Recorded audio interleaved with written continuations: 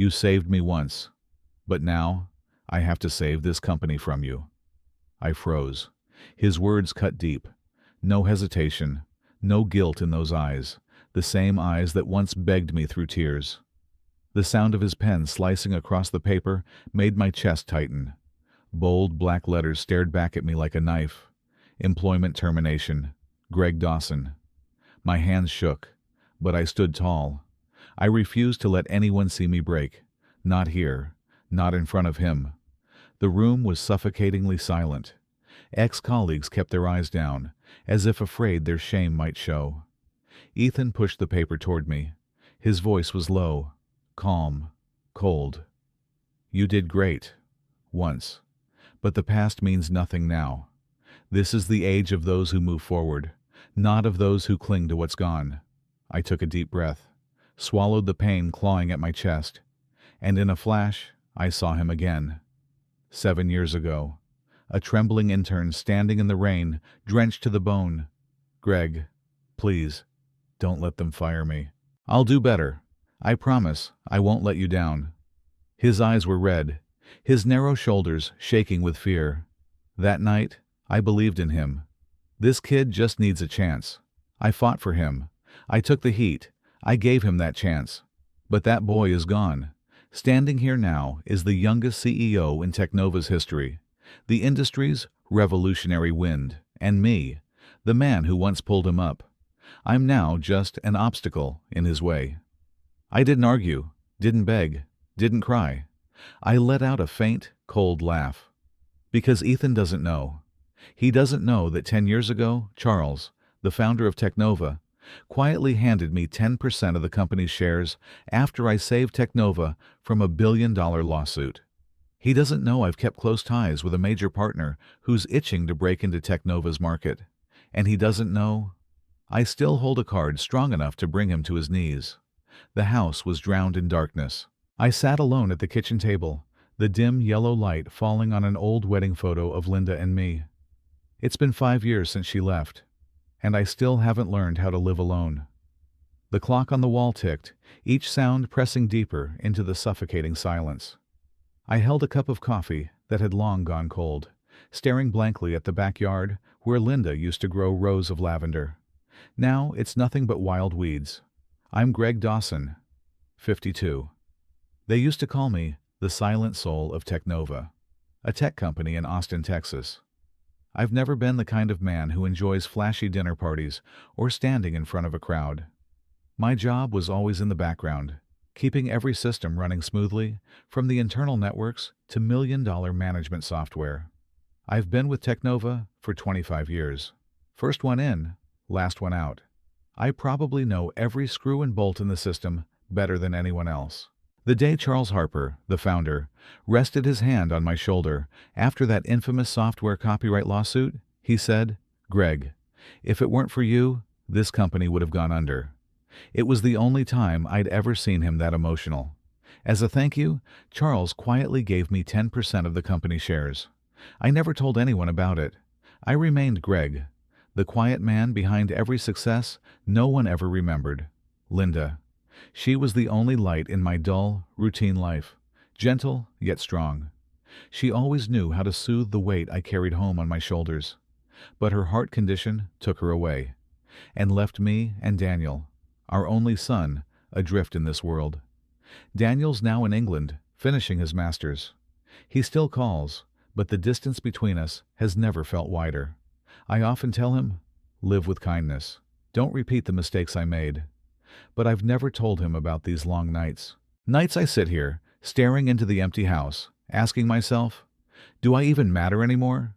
And then Ethan showed up. He walked into Teknova 7 years ago, just 24 then, a lanky, awkward kid who couldn't seem to get anything right. My colleagues nicknamed him the Walking Disaster and placed bets on how long he'd last. But I saw something else. In his eyes, I saw a younger version of myself. A scared kid with big dreams and no experience. I started spending time with him, taught him how to read network diagrams, how to handle sudden system crashes, even how to face harsh criticism from the higher-ups. Once, I told him, no one's born great. What matters is whether you're willing to get back up after you fall." He nodded, and in that moment his eyes lit up with a rare determination. That image burned into my memory, like a seed of hope in this life that had grown so hollow. I believed he'd make something of himself, but I never imagined he'd be the very one to push me out of it all. Ethan rose through the ranks fast. In just 4 years, he went from an awkward intern to the youngest lead engineer in Technova's history.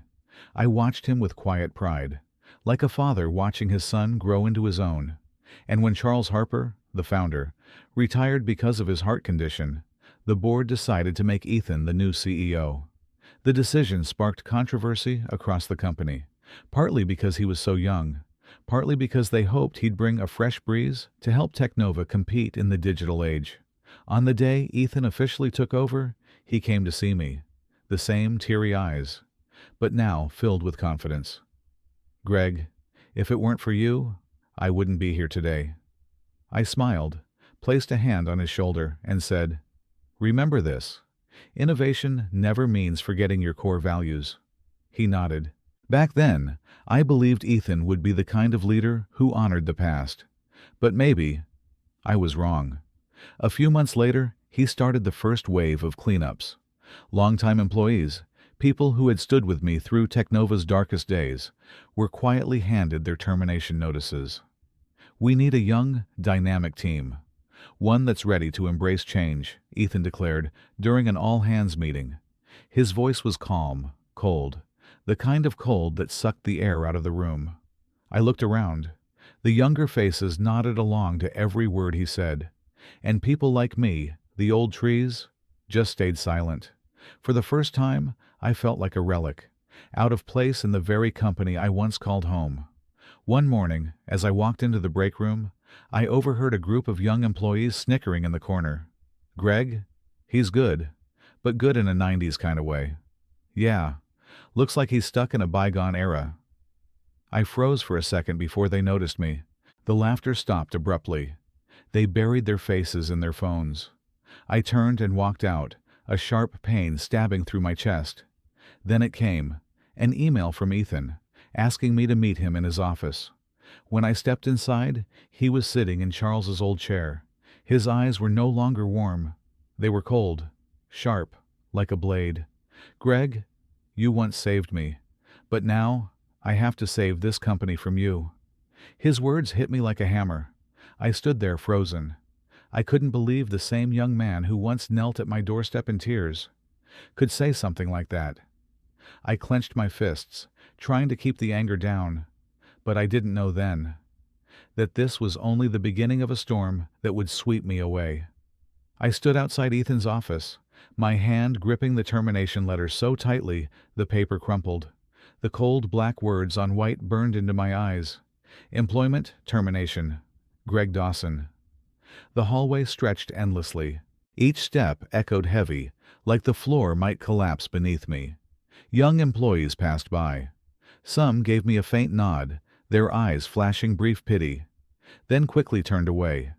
A small group whispered to each other. I only caught fragments. "Is it his turn now?" The words hit my pride like a punch to the gut. When I stepped outside, the sharp morning sun made me squint. I just stood there, on the steps leading down to the parking lot, staring at the gleaming Technova sign. 25 years, and now it all ends with a thin piece of paper. Back at my desk, I started packing up the pieces of a life spent here. An old photo of Linda and me, a plaque that read, "Outstanding Service Award," a gift from Charles Harper himself. A young colleague stepped in, surprised to see me clearing out. He hesitated, then muttered softly, I'm sorry, sir. We're just following orders." I nodded, forcing a faint smile. "I know, it's okay." Dash. But the moment he turned away, that smile vanished from my face. Then Ethan appeared in the doorway, hands in his pockets, wearing that polite, corporate smile that made my skin crawl. "Greg, you've given a lot, but this company needs people who aren't stuck in the past." His words echoed in my head, each one slicing like a cold blade. I forced my voice to stay even. "I understand." Ethan nodded slightly, turned, and walked away. The faint scent of his expensive cologne lingered in the air. I watched him leave, my chest heavy. Outside, the early spring wind bit into my face. Behind me, the laughter of young employees cut through the air like knives. I didn't dare look back. In the car, my fingers gripped the steering wheel so hard my knuckles turned white. Part of me wanted to scream, to let the anger rip me open, but another part felt empty. A cold, hollow void stretching endlessly inside. That afternoon, I called Paul, a longtime friend, another casualty of Ethan's cleanups. "Why didn't you fight back?" I asked, my voice cracking. Paul sighed. "We're the past, Greg. Their generation doesn't need men like us anymore. It's best to bow out quietly." His words hurt more than Ethan's final blow. I hung up, sat in my car, staring blankly into nothing. That night, the house was dark. The dim kitchen light cast a soft glow on an old wedding photo of Linda and me. I could still hear her voice in my head. "Don't let others define your worth, Greg."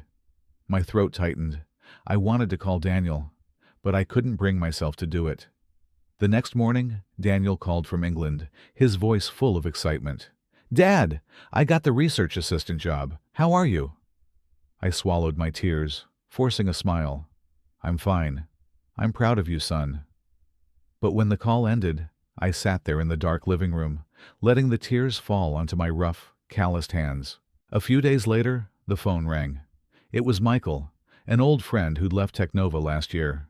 "Greg, I heard what happened. Want to grab a drink?" The small bar was quiet.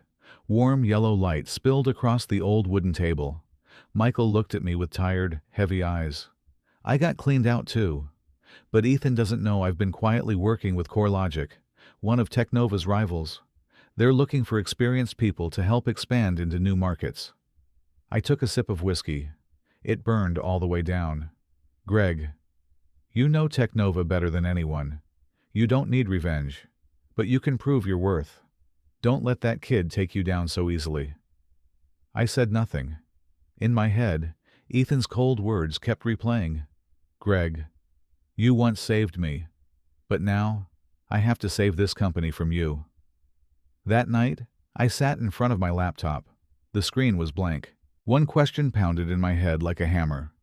Will I stay silent, or stand up and take it all back? I sat in front of the laptop. The pale blue light washed over my tired, hollow face. Stand up, or stay buried forever? Linda's voice echoed in my head. "Don't let others define your worth, Greg." I drew a deep breath and reopened Michael's email. It was a formal offer from CoreLogic, Technova's rising rival. "We want you to join as senior technical advisor. You're the only one who knows Technova to its very core." For 3 straight nights, I couldn't sleep. Inside me, 2 voices waged war. One whispered to let it all go, to live out my remaining years in peace. The other screamed to prove my worth, to make sure the name Greg Dawson wouldn't be buried in silence. I thought of Ethan, the boy who once stood in the rain, begging me to save him. I thought of Charles, the man who had placed unwavering trust in me. One had abandoned me. The other wasn't here to see me fall. The next morning, I called Michael. I'll meet them, just to hear the plan. CoreLogic's office was on the 32nd floor of a sleek glass building. As I stepped inside, the place felt foreign, bright, modern, full of energy, just like how Ethan was trying to remake Technova. I was greeted by Claire, CoreLogic's CEO. She was in her early 40s, sharp eyes, but a warm, grounded voice. "Mr. Dawson, we need someone with experience and long-term vision. You know Technova better than anyone. You're the key to breaking into their market." I sat still, my fingers tapping lightly on the glass table. "Why me? I'm 52, and I'm not the kind of man who seeks revenge." Claire smiled faintly. "We don't need you for revenge. We need you to build what Technova has forgotten, something truly good for the customer." I left CoreLogic with my mind spinning.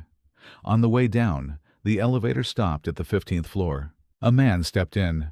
Kevin, my old friend and colleague at Technova. His eyes froze on me, then went cold. "So, you've joined CoreLogic too?" I guess we're on opposite sides now.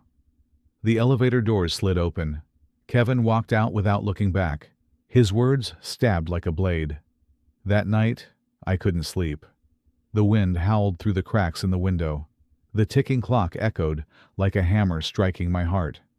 I opened a drawer and took out Linda's wedding photo. Her eyes still shone as brightly as they did back then. If I do this, am I any different from Ethan? The next morning, I called Michael. I'll take the job, but I'm not here for revenge. I just want to prove that Greg Dawson still has worth. The weeks that followed blurred into long nights and empty meals. I threw myself into building a strategy for CoreLogic, a new enterprise management platform, faster, smoother, and cheaper than anything Technova could offer. Claire looked at me one evening, her eyes gleaming. Now I understand why they once called you the soul of Technova. 2 months later, we launched the product. In the first week, CoreLogic signed 2 major contracts, clients that Technova had once claimed as untouchable. The media buzzed with headlines. CoreLogic, the rookie poised to topple tech giant Technova? One morning, an email appeared in my inbox. The sender's name froze my blood. From Ethan Carter. Subject, meet me. I read it again and again. A swirl of anger and unease churned in my chest. What does he want? An apology? Or a threat? I sat in a small cafe near downtown Austin. The morning sun streamed through wooden blinds, casting pale golden stripes across the table. The coffee in front of me had long gone cold. I hadn't taken a single sip. The bell above the door jingled. I looked up, and my chest tightened as I saw Ethan walk in. Same sharp suit, same youthful face, same bright eyes. But something was different today.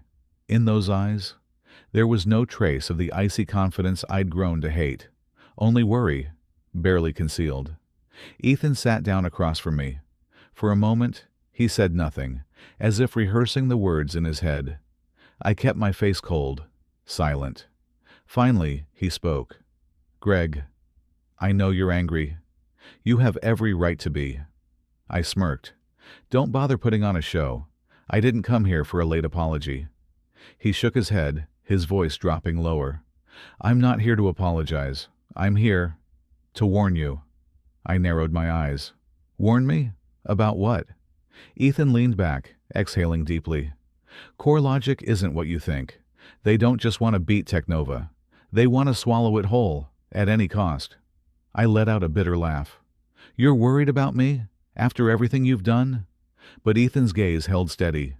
This time, there was no ice. No pretense, only raw honesty. Greg, I know you think I betrayed you, but it's not what you believe. His voice dropped to a near whisper. Do you know why I had to push you out? The board forced me to refresh the workforce. If I didn't, they would have sold Technova to CoreLogic. My stomach twisted. I could hear my heart pounding in my chest. 2 years earlier, Ethan stood in the boardroom, facing the most powerful faces in Technova. You've done well, one of them said, but Technova is falling behind. If you don't make changes, we'll find someone who will, or sell the company to someone who can. Ethan clenched his fists, sweat soaking the back of his shirt. I'll do it. Present. Ethan's voice pulled me back. I pushed you out, not because you were weak, but because they demanded I cut everyone tied to the old generation. It was the only way to make Technova look appealing to investors. My phone buzzed in my pocket. A message from Claire at CoreLogic. Don't believe a word Technova says. They're scared because you're our trump card. I gripped the phone tight. Sweat prickled my forehead. Is she pulling me to her side? Or is Ethan lying through his teeth? I looked up, my voice hoarse. You can tell me. I trusted you once. Ethan let out a bitter smile. If I tell you, what then? Will you go against the entire board to save me? I stared at him. Inside, a storm raged. If Ethan's telling the truth, CoreLogic is using me. But if he's lying, I'll lose my only chance to prove I still matter. Part of me wanted to scream, "Don't lie to me again!" But my throat locked up. No sound came out. The coffee cup in front of me tipped over, spilling across the table. Hot liquid spread wide. My hands were trembling. Ethan stood, his eyes steady but tired. "Greg, I came to warn you. CoreLogic doesn't need you. They're using you to crush Teknova.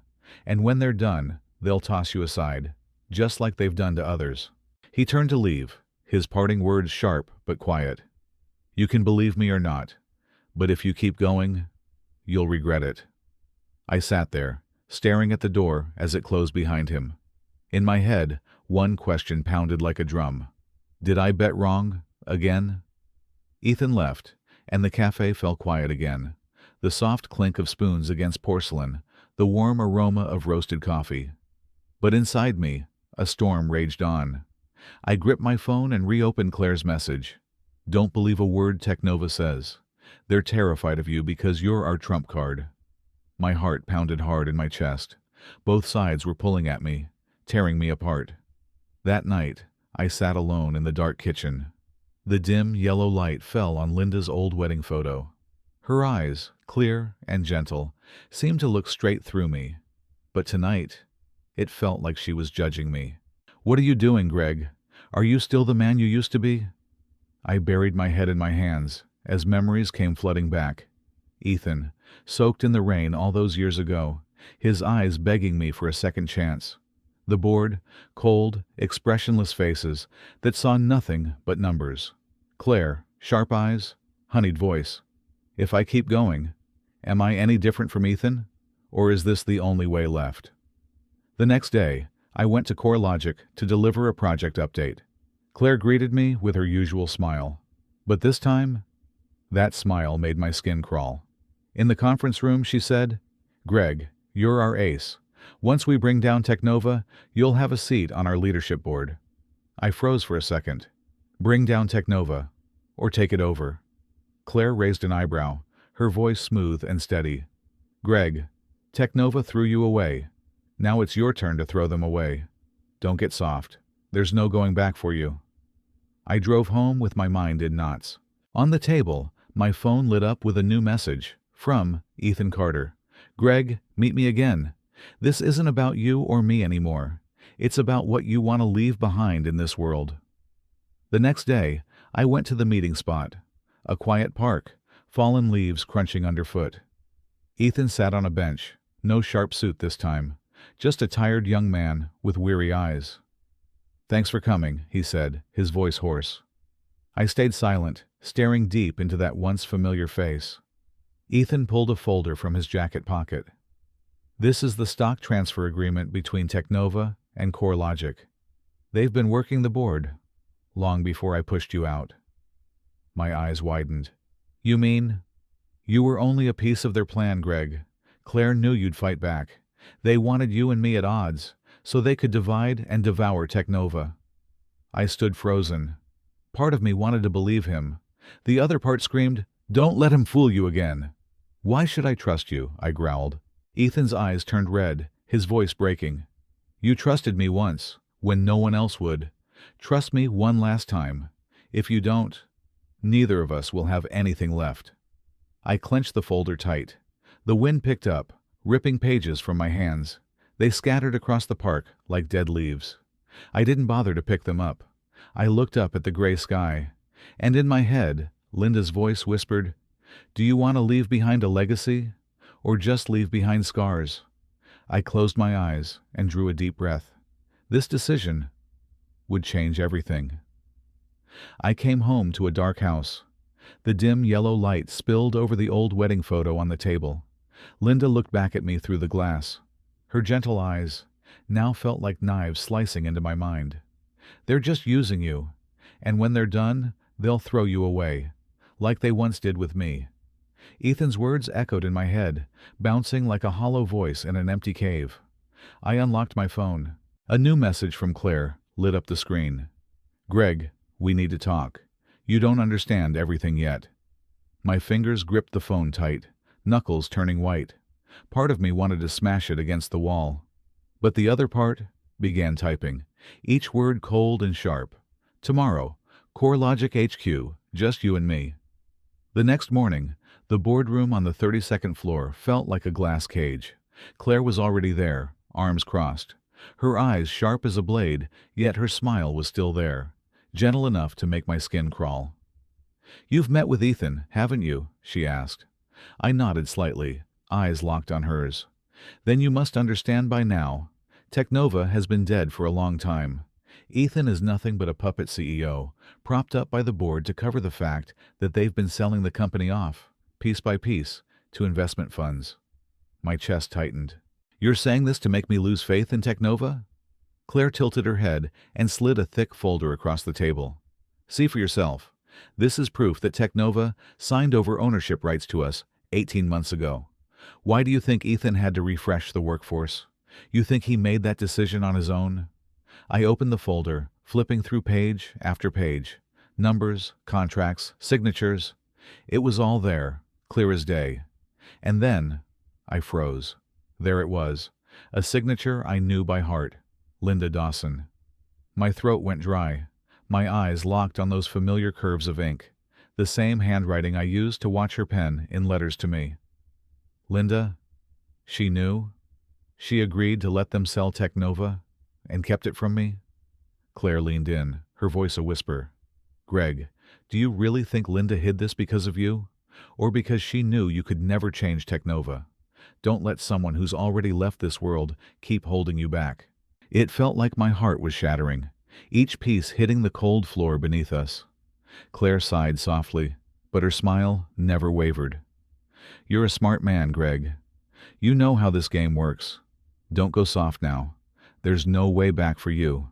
And we're not the forgiving kind if you turn your back on us." That night, I sat on the freezing steps outside my house, the folder trembling in my hands. In my head, Linda's voice whispered, "Do you want to leave behind a legacy? Or just leave behind scars?" I closed my eyes, drew in a deep, ragged breath. This time, my decision would change everything. I sat frozen on the cold steps outside my house, the folder trembling in my hands. Every time my eyes landed on Linda's signature, my chest tightened, like someone was squeezing my heart. She knew. Linda knew everything, and she kept it from me. Claire's voice echoed in my head. "Don't let someone who's already left this world keep holding you back." My phone buzzed. A text from an unknown number. "Greg, if you won't choose, we'll choose for you. And trust me, you won't like how that ends." I stared at the screen. My thumb hovered. It scrolled, almost on its own, to Ethan's name. And in my mind, a voice whispered, "You once saved me. Now save yourself." I slammed the phone aside. If I side with CoreLogic, I'll become the man Linda feared I'd turn into. If I side with Ethan, I could lose everything. But if I do nothing, can I even look Daniel in the eye and say, "Son, I tried"? The next morning, I walked into CoreLogic HQ. The boardroom doors opened. Claire was waiting, her eyes cold as ice. "I knew you'd come," she said, her tone flat. "Greg, you need to decide. You're either with us, or you step off the board and get swept away like a pawn." I stepped slowly to the table, placed the folder down. "What if I refuse both?" Claire smirked. "Refuse? You really think you get to choose, Greg? Don't be naive. You know too much. Men like you don't get to stand on the sidelines." Anger burned in my gut, but underneath it was a sharp, icy fear. "What are you going to do?" Claire asked. Her gaze cut like a knife. I drew a deep breath, and Linda's words echoed in my mind, the ones she spoke the night before she died. "You've spent your whole life trying to save everyone else. But did you ever stop to ask, who's going to save you?" I locked eyes with Claire, my voice low and hoarse. "I won't let anyone define my worth ever again. Not you. Not Technova." Then I turned and walked out. For the first time, I caught a flicker of surprise on her face. That night, I stared at my laptop screen. An email draft sat open. The subject line read, "Public Statement, the truth about Technova and CoreLogic." My finger hovered over the send button. My heart pounded. Once I hit send, there's no turning back. I closed my eyes, took a deep breath, and pressed send. Whoosh. The sound echoed as I hit send. The laptop screen lit up with cold, sterile text. Email sent successfully. The room went still. I sat frozen, hearing every thud of my heart, heavy and relentless, like a hammer. A numbness crept from my fingertips up my spine. I stood and stepped out onto the balcony. The night air cut sharp across my face, yet sweat still beaded on my forehead. That's it. There's no turning back. I just burned the last bridge. In the distance, the city glimmered, yellow lights blinking red, like angry eyes in the dark. Below, car horns wailed, their sounds twisting into screams of accusation. My phone vibrated violently. Again. And again. Ethan. Claire. Unknown numbers. Calls pouring in like a storm. Messages flooding my screen. You just signed your own death warrant, Greg. Do you even know what you've done? They're going to crush you. This is a big game, and you're just a pawn. I shut the phone off. In the sudden silence, my eyes drifted to Linda's photo on the shelf. You keep trying to save everyone. But have you ever wondered who will save you? Her voice from the night she died echoed like a ghost, tightening around my chest. The next morning, headlines erupted across social media and news feeds. Former Teknova executive exposes explosive secrets about CoreLogic and Teknova. The man who dared to challenge two giants. Hero or fool? Time will tell. CoreLogic stock plummeted. Teknova's board called an emergency meeting. Major investors pulled out in waves. CoreLogic HQ Claire stood by the window, her eyes like sharpened steel. Her voice was calm, but every word sank like lead. Greg Dawson thinks he's clever, but he just signed his own death sentence. She turned to her assistant, voice steady and cold. Activate contingency plan B. I want him to understand what it means to break the rules. Burn down everything he loves. A message flashed on my phone. We'll find you. No one crosses us and walks away. I read it over and over. My heart pounded. But strangely, I wasn't afraid anymore. For the first time in months, I felt light. That afternoon, Ethan called. I hesitated, then answered. Greg, have you lost your mind? He barked, voice taut with fear and anger. Do you know what Claire is capable of? You won a small battle, but this war, they can ruin your entire life with a single email. You still have Daniel. You still have Linda's memory. Are you really willing to throw it all away? I drew a deep breath. Ethan, maybe it's time. Maybe it's time to let it all burn. That night, a black envelope appeared at my door. Inside was a photograph. Linda, standing beside Claire, her smile soft, gentle. On the back, scrawled in messy ink. Are you sure you ever knew who she really was? I clenched the photo, nails digging deep until blood surfaced. A tearing pain ripped through my chest. Linda, the one I trusted above all. Did she keep secrets too? Memories surged. Linda urging me to quit, to spend more time with family. Did she see all of this coming? The next morning, pounding fists woke me. A security guard handed me a letter from a law firm. Greg Dawson, you are being sued for defamation and breach of confidentiality. Failure to comply will result in asset seizure. My phone rang. A former colleague's voice cracked with anger. Greg, what the hell have you done? Because of you, we're under investigation. My family's falling apart. Do you even care about anyone but yourself? I sat in silence. Their words, their threats, swirling like a hurricane in my skull. That night, I stood at the edge of the Colorado River. Water roared beneath the bridge. I let Linda's photo slip from my fingers, watching it drift and spin, carried away by the current. Her voice whispered in my mind, You've fought long enough, Greg. Now, learn to let go. I closed my eyes, took a slow, deep breath. For the first time in months, I felt peace. The next morning, in my empty apartment, the laptop screen lit up with a new message. They've arrived. Are you ready? I smirked, took a sip of cold coffee. Maybe this isn't the end. Maybe this is the beginning. That morning, I woke up earlier than usual.